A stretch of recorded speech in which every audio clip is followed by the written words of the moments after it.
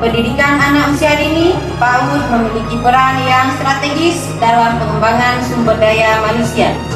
PAUD merupakan wadah untuk memaksimalkan pencapaian tumbuh kembang anak, sehingga kelak mereka akan menjadi modal pembangunan yang memiliki daya saing tinggi, sehingga mampu membawa kemajuan bagi Kabupaten Aceh Barat.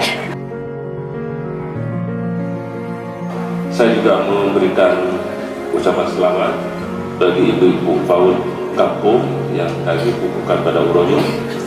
Ibu-ibu, saya dan tugas mulia Bu, di samping ketua tim penggerak pendidikan kampung, ia akan menambah tugas mulia sebagai PAUD kampung masing-masing, termasuk yang ada ibu PAUD yang ada di kecamatan.